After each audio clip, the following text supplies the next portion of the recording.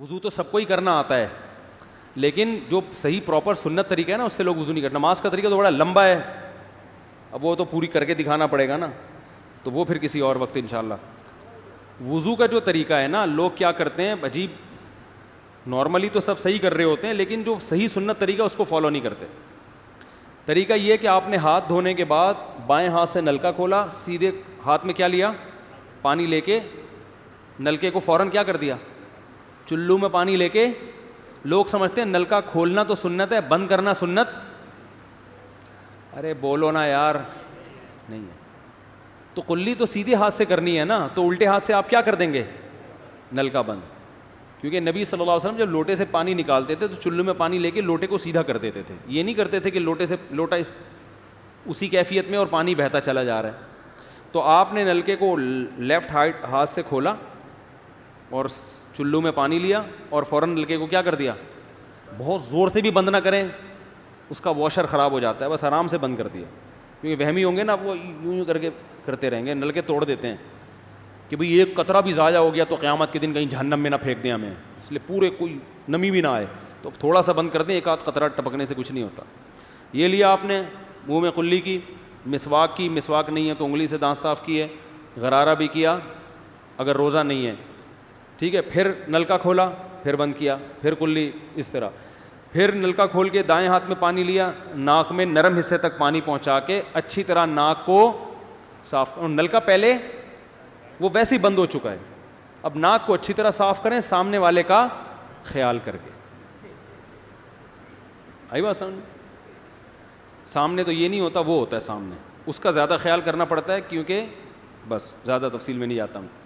تو چھوٹی انگلی سے اچھی طرح ناک کو صاف کیا, اس کی رطوبتیں نکالیں, ٹھیک ہے. پھر نلکا کھولا, دوبارہ پانی لیا, پھر اسی طرح ناک میں بولو بھائی ڈالا, اور نلکا اسی وقت جب چلو میں پانی بھر گیا, نلکا اسی وقت کیا کر دیا. اللہ نے دو ہاتھ اسی لیے دیے ہیں کہ اس سے نلکا بند کیا جائے اور اس سے کیا کیا جائے, کھولا جائے. تو پھر یوں کیا, پھر 3 دفعہ, 6 چلو پانی خرچ ہوا نا, چلو اس کو کہتے ہیں, 6 چلو پانی خرچ ہو گیا. پھر آپ نے کیا کیا, نلکا کھولا لیفٹ ہاتھ سے. جو اصل طریقہ ہے وہ تو یہ ہے, سیدھے ہاتھ میں پانی لے کے نلکا بند کیا اور سیدھے ہاتھ سے پانی پیشانی پہ ڈال کے دونوں ہاتھوں سے پھیلا لیا. 3 دفعہ اس طرح کیا. اس پہ عمل نہیں ہوتا تو پھر اتنا کر لو کہ دونوں ہاتھوں پہ کیا لے لو, نلکا کھول کے پانی لے کے پیشانی پہ ڈالو اور فوراً نلکا کیا کر دو, بند کر دو, اور پھر ہاتھوں سے اچھی طرح اس کو ملو. سمجھ میں نہیں آ رہی بات؟ تو یہ عمل کتنی دفعہ کیا, نلکا ہر دفعہ میں بند ہو رہا ہے. ہمارے یہاں جس ٹائم پہ نلکا کھلتا ہے تو جب تک وضو مکمل نہیں ہو جاتا بند ہونے کا نام نہیں لیتا. 3 دفعہ آپ نے منہ اچھی طرح دھو لیا. داڑھی ہے تو اس میں کیا کر لیا, بڑی داڑھی ہے, میری داڑھی ایسی, میں تو چلو سے پوری داڑھی دھو لیتا ہوں, چھوٹی سی داڑھی ہے, تو داڑھی میں خلال کر لیا آپ نے. اس کے بعد آپ نے بازو کیسے دھونے ہیں, بازو دھونے کا بھی یہ طریقہ ہے.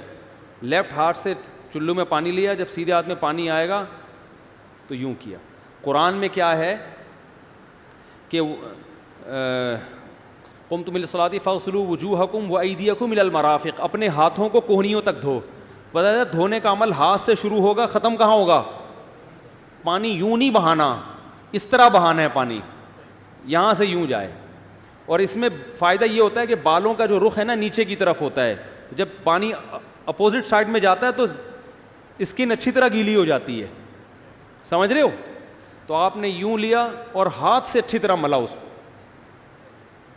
ملنے پہ زیادہ زور لگانا ہے, ہم پانی پہ زیادہ زور لگا رہے ہوتے ہیں. پھر یہ بھی ہو سکتا ہے کہ دونوں ہاتھوں سے لو, دونوں ہاتھوں سے نلکا کھول کے دونوں ہاتھوں سے پانی لے کے, کیونکہ اس میں زیادہ پانی آ جاتا ہے, تو پانی لے کے آپ نے لیفٹ ہاتھ کو بھی یوں کیا نا, تاکہ یہ پانی بھی ادھر ٹرانسفر ہو اور یوں چلا جائے. اس طرح سے آپ نے دوسری دفعہ دھو لیا اور نلکا کیا کر دیا, بند. پھر تیسری دفعہ بھی ایسا ہی کیا.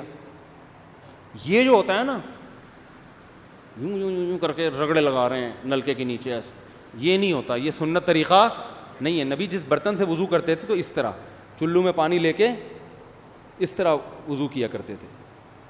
غسل اسی طرح ہو جاتا تھا.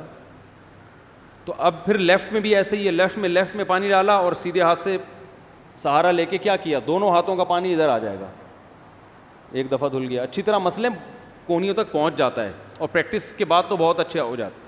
اس کے بعد آپ نے کیا کیا, سر کے بالوں کا مسا. سر کے بالوں میں جو یہ ہے, یہ طریقہ کچھ بھی نہیں ہے, کہیں بھی ثابت نہیں ہے. سیدھا سیدھا آپ نے ہاتھ گیلے کیے, پیچھے لے گئے. ایک حدیث میں صرف یہاں تک آتا ہے, ایک حدیث میں واپس لانا بھی, تو دونوں طریقے ہیں مسا کے, صرف پیچھے لے جاؤ یا پیچھے لے جا کے پورے سر پہ ایسے ہاتھ پھیر لیا, کیا ہو گیا, سر کا مسا. پھر انگلیوں کا, وہ کانوں کا, الاذنان من الراس, حدیث میں آتا ہے کان کس میں سے ہیں, سر میں سے. کیا مطلب, اس کے لیے نیا پانی لینے کی ضرورت نہیں ہے. کان کا مسا کیا اور کانوں کی لو کا مسا کیا. گردن کا مسا بہت اختلاف ہے اس میں, احناف کے ہاں سنت, احناف بھی نہیں کہتے, افضل ہے, بہتر ہے. سنت کے لیے جتنی مضبوط دلیل ہونی چاہیے وہ گردن کے مسا پہ نہیں ہے, اس لیے احناف کا بھی فتویٰ یہی ہے کہ بہتر ہے, کر لو, سنت نہیں, زیادہ زیادہ اس کو مستحب کہا جائے گا. تو گردن کا مسا کر لیں تو بھی ٹھیک ہے, نہیں کریں بولو بھائی ٹھیک ہے. لیکن یہ جو یہاں کا مسا نہیں ہوتا, بعض لوگ پوری گردن کو یوں کر کے لا رہے ہوتے ہیں, ایسا نہیں ہے. تو گردن کا مسا یہ جو یہاں سے کیا جاتا ہے, یہ پچھلے جانب سے ہمارے حضرت اس کے قائل نہیں تھے, وہ کہتے تھے مسا جہاں بھی شریعت میں ملتا ہے یہاں سے ملتا ہے. تو ان کی رائے یہی تھی کہ اگر گردن کا مسا کرنا ہے تو گدی, گردن نہیں گدی کا مسا, وہ یہاں سے کر لے. لیکن یہ کوئی نہ سنت مؤکدہ ہے, نہ کوئی زیادہ تاکید ہے اس کی, کوئی کرے ٹھیک ہے, نہیں کرے تو بھی ٹھیک ہے. تو اس کے بعد اس لیے کہ بہت سے لوگ اس کے قائل نہیں ہیں تو ان سے بحث نہ کریں, ٹھیک ہے نا, بہت سے لوگ نہیں کرتے گردن کا مسا, بہت سے علماء فقہا اس کے قائل نہیں ہیں.